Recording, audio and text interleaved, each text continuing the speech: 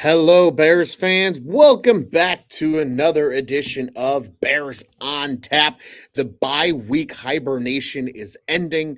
We are coming back to you live here with another show as the Bears look to take on the Detroit Lions in the upcoming Week 14 action. Before we get to all that good stuff, I am Ron Luce, joined by the mastermind himself, Mr. Q at Butkus Stats on the old X machine. My friend, Quentin, how are you today? Happy Tuesday, dude.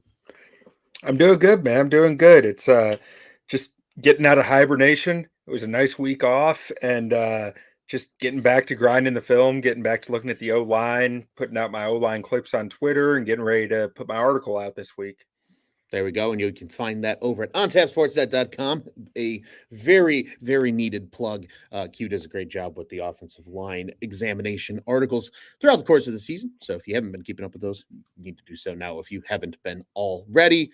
Q, we got a bit of a show on hand today. We got some rumors despite a Bears bye week. But before we get into those rumors, quickly, my friend, how nice was it having your red zone Sunday, knowing the Bears couldn't hurt you in Week 13? It was wonderful, man. I kind of wish we had some better games on, but I can't complain. Like it was ugly. But it's still football. And in March, I'll be going back to like my what's it called? The NFL Plus subscription, looking back at these games, just longing for them. So, I feel that. you get by. Yeah, you know what? I agree with you. It wasn't necessarily the best week of football, I think, overall, but it certainly could have been worse. And you know what, though? There was a lot of things that happened that still kind of involved the Bears, and we're going to get into some of those discussions here later in the show. But probably the most notable piece of news, Q, as we get on the microphone here on Tuesday, December 5th, that came out. It was a rumor, a report via Josiah Anderson was the original source, but it sounds like the Bears now are reportedly tied to one Eric Bieniemy. There has been some conversation. Again, this is all just hearsay. Nothing is probably concrete at this point, but there is some possible indication that Matt Eberflus is no longer the coach after this season. Although I think the script has largely flipped, given their 4-4 run over the last 8 weeks before the bye week, that maybe he does stick around. But nonetheless, what do you think, Hugh, of the Eric Bieniemy to the Bears rumors sparking conversation entering Week 14? I think Eric B was sending a text to Josina after that going, thanks for the plug. Like, I think that was a favor somewhere along the line. I mean, I really do like the fact that anything that's pushing the narrative of the Bears are going to be seeking a new head coach is good in my mind, because that means there's talk going on around the league, around agents and such, that, there is going to be a change there. And I think that that's a plus in any way that you look at it. But as far as Eric B specifically goes, I mean, I almost think it would be more likely that if Eberflus came back, Eric B would be OC. Like, that's what I think would be the more likely thought there, of like where Eric B could fit into a picture with his relationship with Poles. He's probably not getting past this season in Washington. So because Rivera is on the hot seat, if you're canning Rivera, you're getting rid of the whole staff. So then at that point, it seems odd to me that he would be a head coach option there. Like, he's done some good stuff with Sam Howell, and like there's some stuff to really like there, but there are also a lot of red flags around the guy from his past that I'm not going to sit here and say I think that those should keep him from being a head coach, but I think they are the type of things that will keep him off the McCaskey's list. Interesting and fair. I know Eric B has historically been a very I don't want to use the word polarizing because I don't think that's the right term here, but he's been a very intriguing head coaching candidate because of everything you just named, right? Because of some things in the past that there's just certain owners in the league that for whatever reason just can't get past that. So and I agree with you. I think the McCaskies are 100% one of those ownership groups as things stand. But I agree with you in the sense of you got to like what he's done in Washington. I mean, Sam Howell, number 2 in the league in passing yards after Week 13. Only the rookie sensation CJ Stroud is ahead of him in that category. And he has done a lot of good things. But Q, I think you bring up a good point, right? there's not a lot of guarantee that he's going to remain in Washington after this year, regardless. Even if he is, not getting a head coaching job, he's probably an OC somewhere else if Rivera and company get canned out of that Commanders franchise. Just given the way I think this year has gone, and probably them seeking a new voice amongst the top. I think the Bieniemy as an OC conversation is interesting though, because there is a lot of talk of, okay, I keep seeing it, and I want to hear your take on this too, Q, because we talk about, right, you would think based on the commotion that it means the Bears are going to move on from Eberflus. At least they're doing their due diligence. But I keep seeing these people, and we'll just call them people, that think like, wow, maybe Eberflus does get another try because they're starting to play better under him, and the defense, ever since he took over defense play calling, they've improved. Obviously, Montez Sweat's addition has been massive in getting the Bears back on track.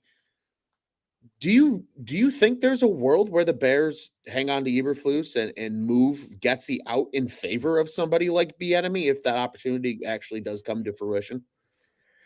Nah, if Kevin Warren is really calling the shots, and there's a lot of stuff lately coming out, really kind of making it clear that Kevin Warren has a serious role in what the Bears do personnel wise and in their front office and staffing. Um, I don't think Eberflus is back really, unless I think me and Juice talked about a little last week. Like, what would have to happen for me to be comfortable even considering Eberflus coming back? Mm-hmm. And for me, it's a playoff win. Like, Mm, it's you need to go above and beyond what I think is possible for me to understand if you're taking a new quarterback, keeping Eberflus around. If you're not, then I start to get it gets murkier, right? If you're sticking yeah. with Justin Fields, I can see it more with like an Eric B at OC, but I really, you don't get chances to draft guys like Drake May or Caleb Williams often. Those are top of the top tier prospects, and Mm-hmm. I just don't see a world where that's not what's going to happen. And if you're doing that, do not continue this vicious cycle of being a Chicago Bears quarterback where the guy who drafted you is fired a year later. Like, that is not what we want Yeah. to see. So ultimately, for me, I'm sitting here saying no. I don't see a world where Eberflus is back unless he does something crazy. Agreed. I really do think a lot of fans in Chicago also feel that way of just finally seeing a front office coach quarterback tandem trio finally all on the same page, right? Because it's something over the last hell probably ever in Bears franchise history. Let's be completely frank, where that has actually happened and occurred, and especially again in recent memory. So I think I'm on that same page with UQ. I just don't see a world where it happens. To me, though, that also signals probably the end of Ryan Poles, right? Because are you are you comfortable giving Ryan Poles truly, I guess, the first time to actually draft his guy at quarterback with a new head coach? Or do you think that in any case that they go the quarterback direction, it should be a full GM, head coach, quarterback coming in, all new, fresh slate under Kevin Warren in the franchise? So if you listen to our show early in the season, I mean, I was all aboard the like, this is terrible, this is awful. I was in my emotions a little of like, we need a clean slate, new quarterback. If you're doing a new quarterback, you need a new coach, you need a new GM. Just clean it, wipe it all clean, and say we are redoing this thing. But Ryan Poles, his picks have started to really shine here the last 5 weeks, maybe. Like, Sure. we're seeing Jervon Dexter grow. Every time we see Zach Pickens playing in a role that actually suits his physical abilities, there are flashes there. Like, Darnell Wright has looked good all year. Kyler Gordon has started to look like a real dude in your secondary, and Tyreek Stevenson has flashed here and there. I mean, and there's a lot to like with the guys that he has drafted. I'm starting to kind of change my tune on it and say, like, I'm starting to really see what he's trying to build here, and I'm liking it. So, and I actually have an interesting theory on this too of, you know Jervon Dexter, Zach Pickens, these guys, I think they could play pretty well in a 3-4 front. I Mm. don't think you're too worried about shifting a defensive scheme with the players that you have here right now and saying that our guys don't fit. I feel like they're very versatile on that on the defensive side of the football, and you could Interesting. really mix and match what type of fronts you want to run with these guys, and you're not really married to anything specific. That's intriguing. I think that's an interesting thought because I first off, I love the fact that you have changed your tune, Q. And here's why I say that. I think it's interesting because it truly shows how much football can change over a 14-week, Right. sample size. A lot of things can really change in that course of time, right? If you think of a sport like baseball where they play every day, 14 weeks is a lot of baseball. You know what I mean? It's I think it's harder for NFL fans to kind of say like, oh, it's a long season and blah blah blah because you only play once a week. So it's harder to kind of, I think, for a lot of fans to kind of grasp that tune of like, hey, you might legit feel a different way in 14, 15, 16, 17, 18 weeks from now than you did at the beginning of the season. Again, not saying that you thinking that is a bad thing. I just think it's a Yeah. great like case study of it, right? Because I agree with you. I think we have seen a lot of these guys grow. You and I remember sitting here talking during the summer before the season began. We had the conversation of what do we want to see out of all these youngsters? We wanted to see growth. It didn't have to necessarily be linear. It just needed to be growth. As long as they were up on the bar chart before by the end of the season compared to Mm-hmm. where they were at the start of the year, we would be happy. And I think we've seen that with majority of these kind of at least these top guys, right? Sure, some of the later round picks are, maybe not the same, but Braxton Jones being healthy overall has played pretty well. Maybe he's not this elite left tackle, but he's been serviceable. He's been good. You're not replacing him. No, not at all. Darnell Wright has been sensational, has battled through some nasty injuries, has just been an absolute warrior at right tackle. And between him and Davis and Jenkins and the way that those guys have played, they've really, I think, solidified that offensive line a lot. They still need a freaking center. That's their biggest weakness right now on the O-line. I know you've documented that extensively on your X account posting about Lucas Patrick, but I try to be as kind as I can too, because I one I thing I've respect noticed, it. you sit down and watch every snap for each of these players every time on the offensive line, it gets really hard to be too critical of these guys. Mhm. Like they are in the snot and the dirt. Pickens have continued their growth. I think you're seeing them play a lot more because they're getting more comfortable in the defensive scheme. Montez Sweat being there just in general has added such a new element to this Bears defense that they just didn't have before. It's having the elite pass rusher on the outside and an elite defender because he's also great against the run. Ryan Poles, everybody criticized. Michael Lombardi was very adamant that it was a dumb play to go get a guy with a pick that's probably going to be somewhere in that 35 to 40 range. And yet he's done enough to literally change the tune of your team to an extent. Yeah. So I agree with you. I think Ryan Poles getting another look with a coach makes a lot of sense. What I hope for, though, Q, as we're on that topic, and I think this is a great way for us to continue segueing our conversation as well, is I want to see Ryan Poles get a fair shake at picking a coach, not this old school bullshit that we've seen where, Ernie Accorsi and Bill Polian are picking a panel of 5 coaches that he has to choose from. They're None of buddies. that garbage. Yeah, none of that garbage anymore. That's done and over with. If Kevin Warren's making the decisions, you got to at least tell Poles you can pick whoever the hell you want. And if he's going to go out and do that, then I think it makes a lot of sense. Because Q, you have a guy in mind that you think would be a really good fit for the Bears. Would you care to elaborate on that thought?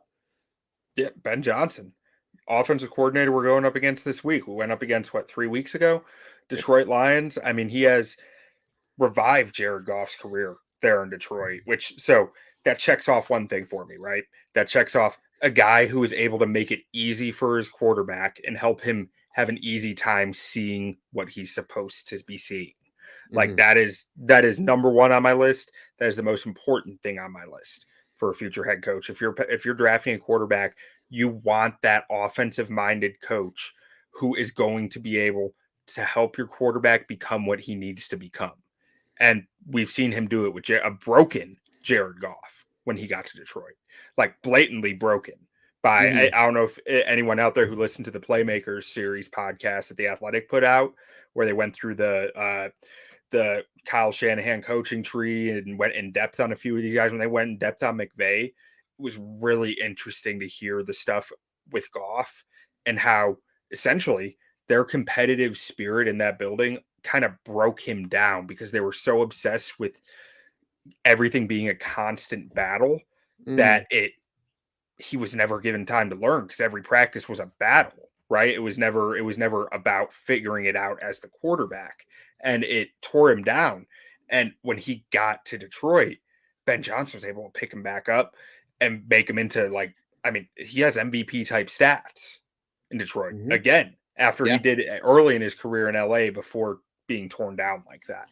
So Yeah. that aspect alone is huge to me. I mean, everything that I hear about Ben Johnson's offense, I can't sit here and tell you I've watched a ton of tape on it and I can tell you a ton about it.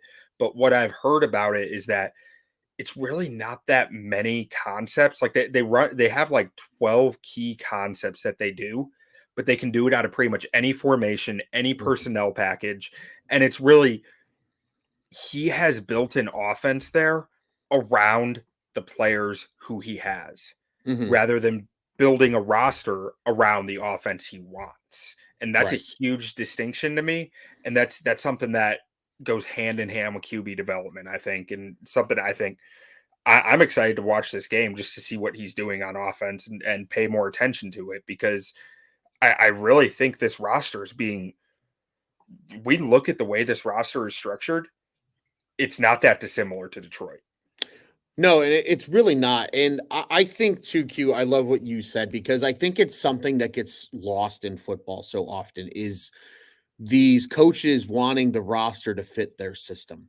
And everybody's so hell-bent and egotistical of it needs to fit my system. And my system is the only way things are going to work.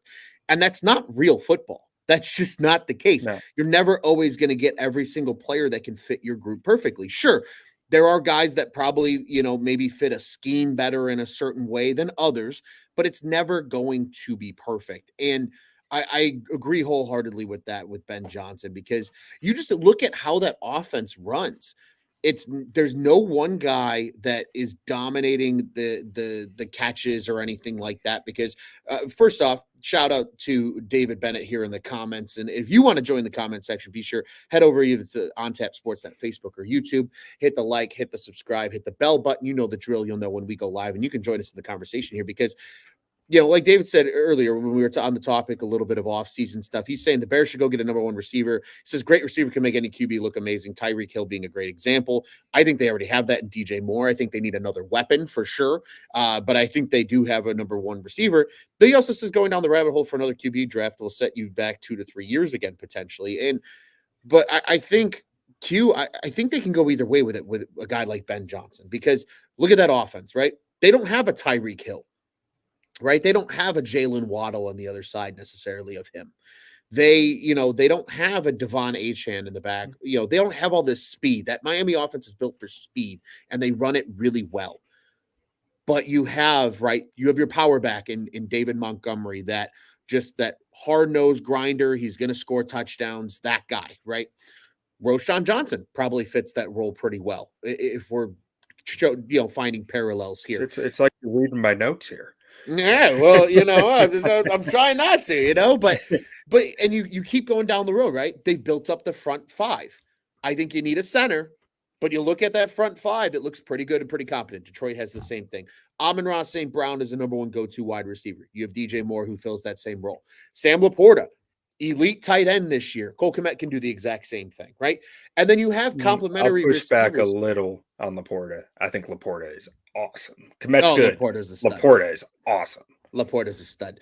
He's been a very big fantasy football favorite of mine this year because I have him in quite a few of my leagues. But again, there, like you said, Q, there are so many parallels that this offense has, and you could absolutely see a way where you make another addition at another weapon spot, maybe at receiver. You add maybe another playmaker in the backfield, like they have it in Jahmyr Gibbs, right? You add another Mhm. dynamic rusher out of the backfield as well to complement a guy like Roschon Johnson. And all of a sudden, it's the Spider-Man meme in a lot of ways. If Ben Right. Johnson migrates to Chicago, where he probably can run his offense in a very similar way he's doing it in Detroit. Yeah. Like, I mean, I look at you mentioned Amon-Ra St. Brown, right? Like, I don't know that Amon-Ra St. Brown could play DJ Moore's role, Hmm. but I know that DJ Moore could play Amon-Ra St. Brown's role. Oh, So it's like like that is an easy fit to me. And then you look at their receiver room outside of that. I mean, Jameson Williams, he's one of the fastest people in the NFL, but he hasn't done a whole lot yet. Like, there's not a lot proven there yet, and maybe he will turn into this explosive, massive weapon. I think mhm. he could, but he hasn't yet, and their offense has kept chugging along. And then outside that, I mean, you're looking at Josh Reynolds, you're looking at Khalif Raymond. I mean, you're looking at guys who you can find in free agency very easily, basically. 100%. And really, the line is, like you said, it's a center away from being a very comparable offensive line. Like, I mean, Penei Sewell was my comp for Darnell Wright. Like, that, there's a lot of similarities there in the way that those guys play the game, in the way that they are able to play the game because they're very talented up front. Um, Now back to David Bennett's comment here a little bit about going and getting that great receiver. I assume he's talking about Marvin Harrison Jr. And I so if you can get Marvin Harrison Jr. and the quarterback, I'm here for it. I love it. That is the dream right there. But Mhm. if you can't, I'm gonna push back a little on people who want to stay with Justin Fields and go get Marvin Harrison Jr. And let me tell you why. Darnell Mooney's a pretty good receiver, right? I think he is. Yeah, I think he's a solid number 2 wide receiver in this very league. solid. Yes. He's only being targeted 10.6% of the time this year. Do we think he's just not getting open? Do we think I mean, I basically what I'm seeing is when I look at these numbers and when I look at the tape, DJ Moore is eating up 22% of the targets. Number 1 It's a wide lot. receiver. That's well, I mean, it's a lot, but it's a top of the It's top wide on it's receiver. You on expect par. it, right? Sure. Yeah, it's about what you should expect. But then Cole Kmet is eating up 17% of the targets. It's a lot. That's way too close to DJ Moore for me. And you know what the average depth of target is for Cole Kmet? 5 yards. Quick dump So off. what I'm seeing here, when I pair that with running backs who are eating up like 20% of the targets at basically zero average depth of target, like that just right at the line of scrimmage for the most part, I'm seeing that the vertical offense is just DJ Moore. It's DJ Moore if he's not open check down. I'm not seeing a second read being hit. I'm not seeing options downfield being hit. I'm seeing, oh, DJ's locked up. I gotta go to the check down. And that's what like I'm not willing to risk the type of prospect that Caleb Williams or Drake May are on Justin Fields having that second read in his pocket, but not having shown it yet. Like that. So that's ultimately where I end up with the idea of Marvin Harrison Jr. and Justin Fields is, are we sure he's going to get the targets? Mhm. Or are we sure DJ Moore's going to keep getting targets then? Because Yeah. it sure doesn't feel that way to me right now. Yeah, and I think that's a fair argument, and I've seen that a bit as well throughout the circles of the old interwebs of that same opinion, right? Of DJ Moore is getting majority of the targets. Cole Kmet gets a lot of targets, but Darnell Mooney has not been targeted. Darnell Mooney has just not been used in this offense a whole lot. So you have to ask yourself how much of it is potentially, just Fields doesn't go to the second read, or how much of it is Luke Getzey telling Fields just it's DJ Moore or check it down, right? There maybe there isn't a second read right now built into this offense, and I agree with you. There is no guarantee bringing in a Marvin Harrison Jr. that he's going to elevate this offense if everything right now has that one read feel to it in terms of either the play calling or just how the execution is being handled by the quarterback position at the moment. Yeah. So I mean and we're gonna have months to debate that, but Oh, it's sure. just it's the hot topics on Bears Twitter right now, right? That's one of Absolutely. them, and it's a talking point for me, absolutely, and something that I have a strong opinion on. No, and I think it's a very fair opinion too, because then you start to ask yourself the question, right? Of, well, let's say they do go out and they get Ben Johnson right after the season's over. Eberflus is fired on Black Monday, and everything occurs the way it does. And a week later, because Detroit's going to be in the playoffs, and that how that weird shit goes with head coaching and all that. Mhm. Let's say the Bears do bring in Ben Johnson. He's the new head coach. He's the new face of this franchise. He's going to call plays. He's going to be that guy. Now all of a sudden, then you do start have to kind of sitting there and going, okay, well, let's say the Panthers continue to do the favor for us and continue to suck, and the Bears get number one, and maybe Caleb Williams does go back to college, and he says, you know what, screw it, I'm going to go back and play my senior season at He ain't USC, and playing his bowl game. It's no, done. yeah, there ain't no chance. But let's say that comes to fruition, and maybe the Bears fall in love with Drake May. Let's just say, hypothetically speaking here, right? And maybe that's the number one pick. But if you're picking 5 or 6 or 7, you're probably not getting Marvin Harrison Jr. anyway, unless he slips. It's possible. But that's your opportunity to get another elite player at another position that's still going to help this offense, or Right. potentially even help this defense. And we've seen how Ryan Poles has built that throughout the draft. So you still have tons of opportunity, but again, a lot of that I really do think is going to hinge on the coaching hire. And you're starting to hear the whispers now, Q, as we've been discussing here, about just where this team's direction is after the season with a head coaching position. And of note, there are 3 wide receivers in this class who could be wide receiver 1 in previous classes. Like Mm, between Marvin Harrison Jr., mhm. Rome Odunze out of Washington, and Malik Neighbors out of LSU, you got 3 guys who you could be talking about as the top guy in last year's class. Malik Neighbors is a name that really intrigues me, because I've had a couple of conversations with friends of mine that are much more tuned into college football than I admittedly am, especially this year, and they love him. And the same point that you just said, Electric. Q, they said, why can't he be a guy that comes in and you pick him maybe at 7 or 8 or 9 or 10 even, and you're still sitting pretty with another elite weapon that you add to this offense, especially if you get your quarterback Well, and position at the top of the draft. to that point, like if you get Ben Johnson on this offense, you add a free agent center like the guy out of Miami, maybe, who's been one of the better centers in the league. We'll see if he Connor actually hits the Williams. market. Yeah. Yeah, Connor Williams. And you add a Bromo Dunze or a Malik Neighbors, you don't need to be CJ Stroud for this to be a playoff team next year. True.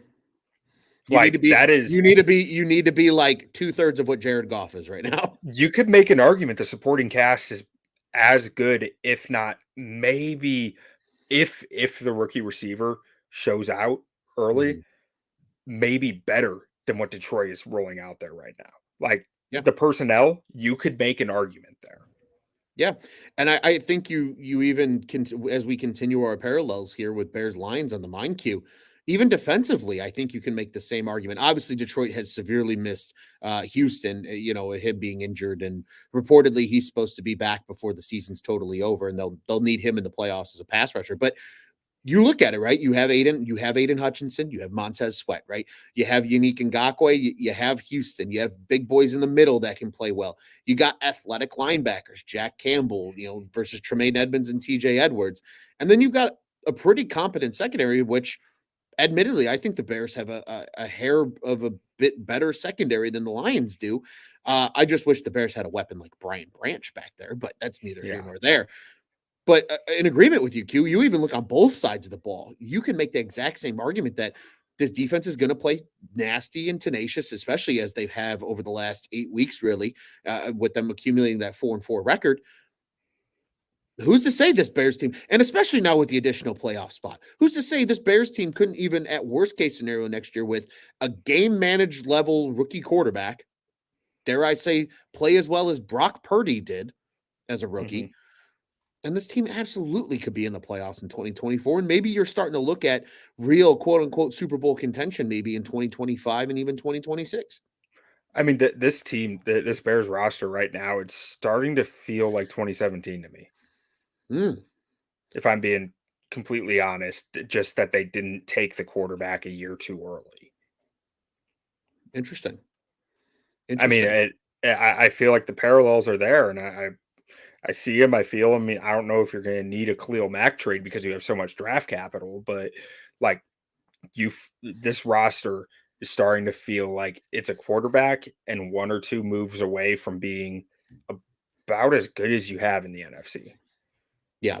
If it, you need some development to keep going right too. There, don't get me Of wrong. course. Like Of the course. development needs to continue, but if that development continues, I feel like they can be in a position to be pretty darn good next year and be eyeing that 2025 Super Bowl. Absolutely. And especially 2Q, externally speaking, right? In the NFC, I mean, you've got the Eagles and the Cowboys, right? You've got the Niners. That's really the only teams that I could Yeah. probably confidently sit here and say are probably back and as good as they are this year, probably next year. Otherwise, you look at the rest of the NFC, it's a total toss up. Who knows what Minnesota's going to be next year at this point in the year? Green Bay looks like they're going to be a pain in the ass for the next however many years. Of course, they fucking are. Hey, Neither here they nor there. will, but you know what? Jordan Love has a ceiling. I firmly believe this. Jordan Love is a Kirk Cousins. He's a Jimmy G. He's one of those guys. He's never going to be the quarterback who makes them like scary. He's going to be a quarterback on a scary roster. He's gonna win you games if you put the talent around him.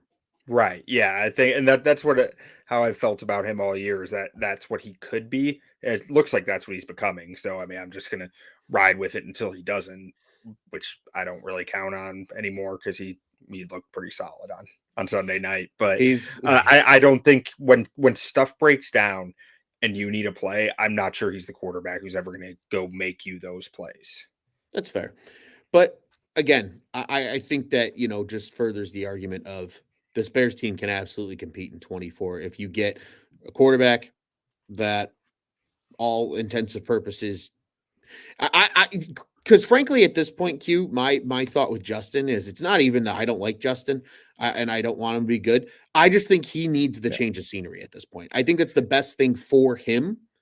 And it's not fair for him to have to deal with another head coach, another OC, another year of speculation. Go somewhere, get a fresh start, and let that team just take you and turn you into hopefully a great quarterback. And I hope that works out for him. But it Whoever just goes to get him is going to give up real capital to do it. And 100%. they're going to have to make the move thinking we might need to re-sign this guy to an extension. Like they're going to be in it. And right now the Bears aren't in on Justin Fields. They're flailing around hoping that it works out. But he needs a team that is in on the Justin Fields business, and that's what I want to see. I'm rooting for him. I want him to do well. I just don't think it's going to be here because the Bears aren't in on him anymore. Agreed. I'm wholeheartedly there with you. And I did see a report, and I'll call it a quote unquote report, that Atlanta and Vegas are believed to be two teams that would really be interested in Fields, assuming he becomes available once the He's going season to is sell a over. lot of Falcons jerseys. Sure would. He's a Georgia boy. He's a Georgia boy. He would sell a lot of jerseys down in Hotlanta, especially those really cool throwback black ones. Yeah. Oh, yeah. I would even consider buying one of those if we're being brutally honest, because those are sweet jerseys and they look really good. We do have a comment here, friend of the program, Mr. Joey Ricotta. He says, I want to keep Fields. Theoretically, if they did, what do you guys think about trading down twice, passing on generational Marvin Harrison Jr., snagging another number one pick next year, and then you draft either Neighbors or Nduze and stack? So, I mean, I'm all for grabbing Neighbors or Dunze. Like, I do not think it's MHJ or bust. But the trading down, it sounds so good right now, right? Mm-hmm. Because we're experiencing the best possible outcome you can get from a trade down. But what happens when you trade down and say that, or let me put it this way: say that the Panthers took CJ Stroud. How would we be feeling about the trade down right now when we're picking 15? Not great.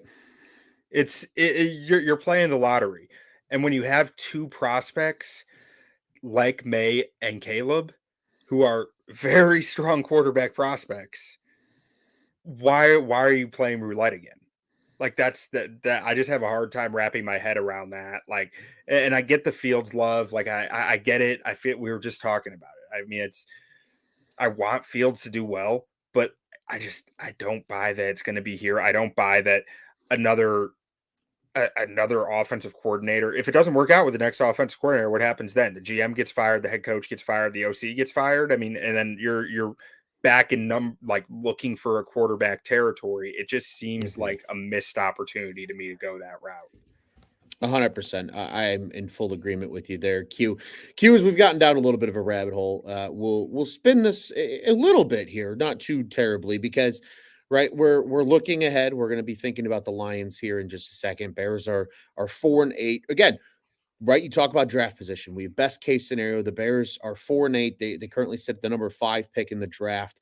All things considered, obviously number 1 right now, thanks to the 1-10 Carolina Panthers, who finally, I'm sorry, 1-11 Panthers, who finally just got eliminated from the NFC South contention because that division is such hot garbage this year. But to your point, right, the Bears are experiencing the best case scenario, but still, Q, we get our favorite time of the year. The Bears are still in the hunt, and that was the talk of the weekend. They are still there on the graphic late in the season, still in the hunt. They still got a chance at this thing. So, Q, for a little bit of hot take sake here, a little spicy take, we'll poke the Bears, so to speak, here. Do you think the Bears actually have a legitimate chance of rattling off these last 5 games and maybe making the playoffs? I mean, they'd need some luck. I don't think they can win 5 straight. But I think they could win 3, maybe 4. So they need some teams to lose, some breaks to go their way.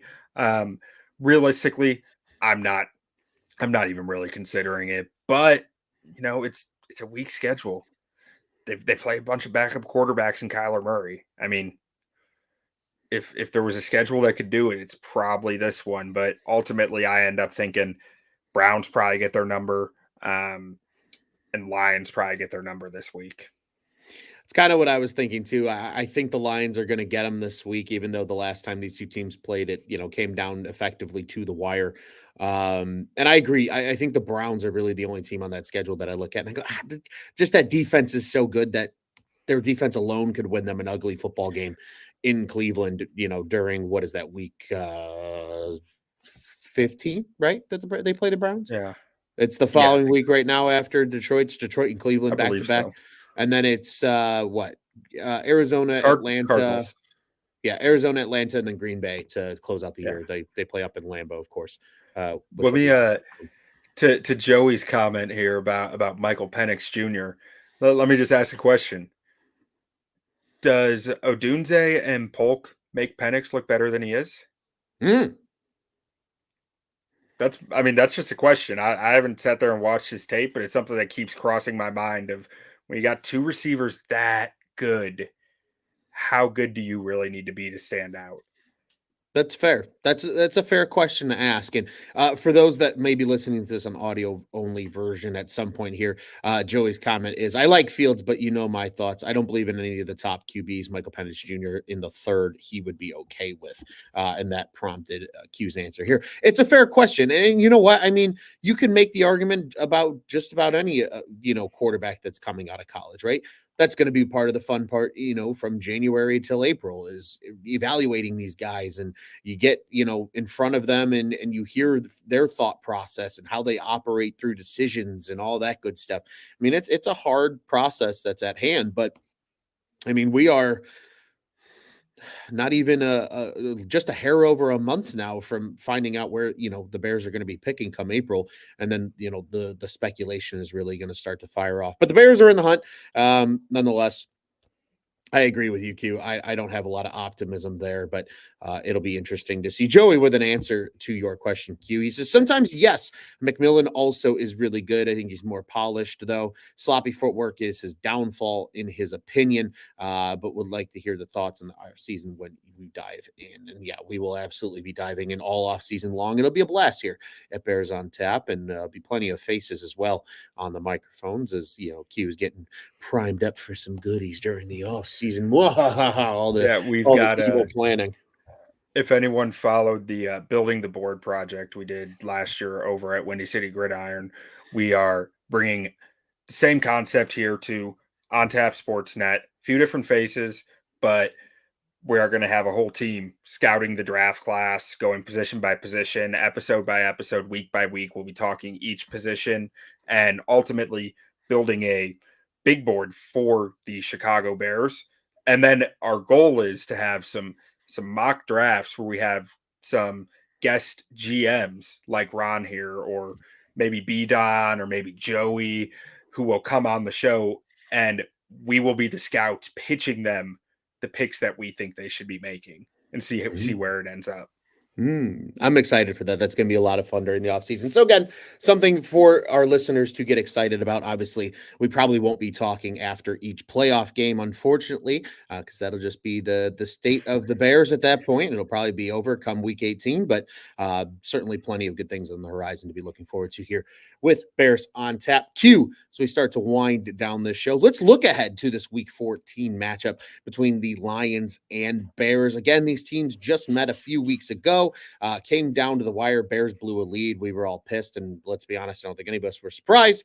But the Lions came away with a win at Ford Field. This time, it is at Soldier Field. It's going to be colder than a son of a bitch. I think it's supposed to snow actually on Sunday too, ironically for this game. So it could be a true winter matchup between these NFC North rivals. How do you see this matchup playing out, Q? And what do you think are some of the keys for the Bears to maybe sneak out a win against the NFC North's best right now? So let's look back at the last game, right? Bears had 3 picks on Jared Goff. They got up to a big lead, and you're sitting here saying, why does this idiot want Ben Johnson? They picked him off 3 times. They picked off Goff 3 times. Goff was not playing well that game, but you know what? They still scored 14 points in the final 4 minutes to win. That's why I want Ben Johnson, because he figured it out. He found a way to get his offense going when they had nothing that day, and found a way to win the football game. And I honestly think that, the Bears defense, they might have some answers for this offense again. We'll see. A lot of that will fall on coaching and how they adjust from what they did last game. Like, because if Detroit's sitting there saying, well, we know what they did last game, we know how to beat it now. Like, if you roll out the same thing, they're probably going to beat you. But if you go make some subtle changes, some little tweaks in there, something that you've really noticed in the Bears tape lately is they're bluffing cover 2, which is beautiful, which is awesome. That's what you want. Like, you have lulled the league to sleep on 3rd downs because they believe you are just going to run cover 2 all day, and then you show them cover 2, but then it's not cover 2, and that's where some of the Bears like friskiness has started to come from a forcing turnovers aspect. So I want to see some more changes there on the defense, and God, it's gonna have to be an ugly game. I mean, in the snow, in the cold. Like, I mean, I don't know what you're gonna get done passing. Who knows? Maybe they'll run all screens again. But really, I did take the over in this one, because I do think the over's at like 40.5. I have to think both teams are scoring 20 points, even if the weather's bad. Just because the last 3 matchups between these 3 teams have gone over 50 points every time. Even the blowout last year, it was like 41-10 or something like that. So that hit 51. So What's I the over do under think for we this see game? points 40.5. Oh yeah, I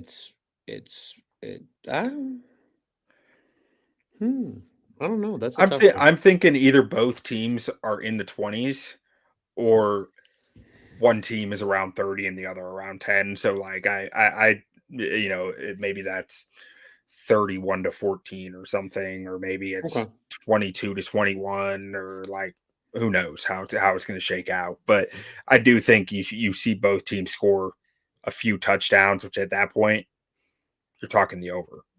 100%. So yeah, really offensively, I'm not sure how Detroit's going to attack this. I mean, if I were Detroit, I wouldn't want to just go into the game saying we're going to pound the ball into the dirt, because the Bears' run defense has actually been pretty solid. Um, Anytime that Andrew Billings is off the field, maybe I'd get that mentality. But if he's on the field, I'm probably not trying to run too much, especially if him and Dexter are out there at the same time. Um, Attacking the middle of the field, like I know the linebackers have been playing better. I'm still attacking these linebackers. I'm still attacking the Bears safeties. I'm still testing them, making it like so. Amon-Ra St. Brown and Sam Laporta in the middle of the field is going to be a tough matchup around the Bears. And Jahmyr Gibbs has really gotten going. So keeping him down, like getting some screen passes, some quick outs to some speed outs to Jahmyr Gibbs, that could be something that we see some of. On defense, I'm doing what works. I'm lighting up Justin Fields. Mm. He hasn't proven he can beat a blitz yet. So until he does, why would I do anything different? He's gonna get yards on the ground because of it, because that's what he does. I mean, when he gets blitzes, he gets free running lanes, and I'd expect that to continue.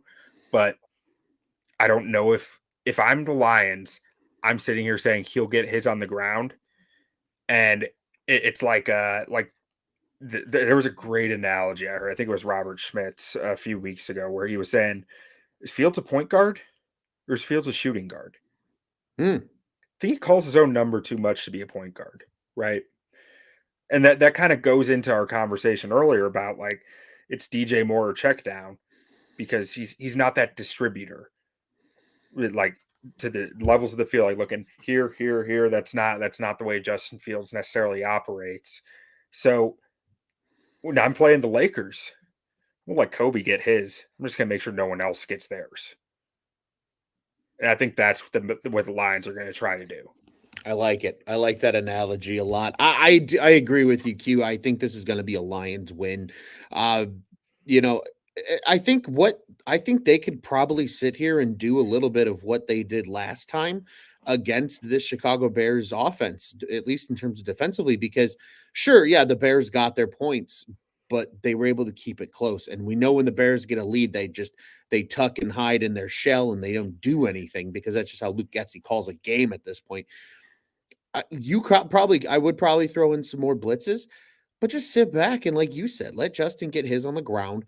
And if he's gonna beat you, he has to beat you with second and third reads, or he's gonna have to beat you with explosive plays. And if you limit one of them, usually water finds its level and something's gonna work out for the Lions. And I think offensively they're just gonna be too good. Looks like the snow is supposed to move in overnight into the morning, but it's gonna be a windy, howling day at Soldier Field. So maybe it is a beautiful day for the Lions to say, "Hey, we're going to get creative. We're still going to take ours and pound the rock with Monty and with Gibbs, but maybe they get a little cute. Maybe it's more, kind of I don't want to say gadget plays, but you get a player like Gibbs more involved, less airtime on a football and more on the ground and more through, just creative thought process from a guy like Ben Johnson. Also, shout outs because Joey Ricotta, for those that don't know, on tap bets, be sure to check them out. He says Bears money line plus 3.5 just to be safe. So to that, I actually kind of like Bears money line because, like, so I don't see a world where the Bears cover and the over doesn't hit, right? mm, The only world that exists in is one where the Bears just like blow them out, like 30 something to 7. Like that's the only world where I think the Bears win and the over doesn't hit. So like at that point, you're saying, "Oh, why not just take the plus money at Bears money line?" Right? Like yeah, if they cover, it's good. I think since I already have the over, I should specify. Since I've already fair. bet the over, like I don't see a world where the cover matters. It's either money line or over. Money line or bust, baby. I like it. I like it. We might do a little sprinkle on the old Chicago Bears when it comes to Sunday's game. I'm right there with you. Q. Before we start to wind this thing down, score prediction. What's Sunday's final between the Bears and Lions? So we know my rule: life's too short to pick the Bears to lose. So I am here saying that the Bears will win. Ooh, so give me Justin Fields rushing touchdown, a DJ Moore touchdown, and a Roshan Johnson rushing touchdown. Hmm. So 21 at a field goal, make that 24. And then for the Lions, let's say Amon-Ra and Laporte each get a touchdown, and Gibbs 21, 24-21 Bears. and your over hits in that instance as well. Yep. I like it. I like the thinking. I too will ride you here. They had the bye week. Like I feel like if there's any week that if you're the Bears and you're gonna beat the Lions, it's got to be this one. And you know, I think they got a chance. They're playing better football, even though it hasn't been pretty, but they're getting the job done. They're racking up some wins. Obviously, beating the Vikings on Monday Night Football was a big one. I'm going to also roll on a similar tune, but not quite to the same extent. I think the Bears are able to muster up 27 points in this one, but I think it's still going to be about as close. I'm going to say 27-24. Chicago Bears. We're going to ride that money line here. And take that going. Joey wanted to know, did we talk about Roshan's increased role last game? We certainly did not. Unfortunately, it didn't really matter. The Bears running attack really didn't have a ton of yards if it wasn't Justin Fields trying to take off and run. But it was nice seeing Roshan. He's It's probably finally healthy as well. I think a lot of it is coming down to Getsy is really fallen in love with the run screen options. And I think Roshan is the better fit for the optionality there because of his pass protection ability, because of his ability to become a receiver pretty easily. That really plays into the optionality there, the run screen option. If Justin pulls it, Roshan is a good blocker.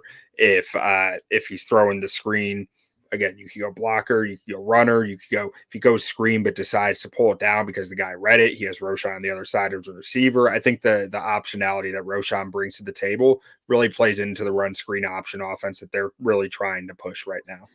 I like it. I like it a lot. Well put, Q. Q, before we get out of here, want to remind everybody Bears on Tap is one of two official podcasts here for the On Tap Sports Network covering the Chicago Bears. Check out our friends over at the Bears Nation podcast. They're at Bears Nation Pod on the socials. You can find us as well at Bears on Tap on your social platforms. If you're not following it, but Stats, I don't know what you're doing because it's one of the best accounts on the app. Be sure to be over there. I am at Loose on Tap. Also, be sure to follow our buddy Juice at Juice on Tap as well. We will be back with you guys again next Tuesday following this Detroit game. We will be looking ahead to that Cleveland matchup. Hopefully, we're talking about a win because talking about wins are cool and tough, but we will see what happens this coming Sunday. Be sure to follow along for all your Bears news, updates, and silly shit that occurs here at On Tap Sportsnet. You know the drill. We got both baseball teams in town covered. It's the winter meetings. It's been a busy week over there. And the Bulls and Blackhawks as well, and everything in between, just as our friend Joey Ricotta over at On Tap Bets as well. OnTapSportsNet.com, at OnTap Sportsnet on the socials, the OnTap Sports Network. Go and check out what's on tap in Chicago sports. And again, be sure to follow along on the YouTube, on the Facebook, like, subscribe, hit the bell button. You'll always know when all of our great shows go live right here on the platform. Q, it's always a pleasure, my friend. Great show today. The bye week is over. The hibernation has ended. 5 weeks of football to close out 2023 for the Chicago Bears. What do you say, buddy? We got out of here with a good old bear down? Bear down.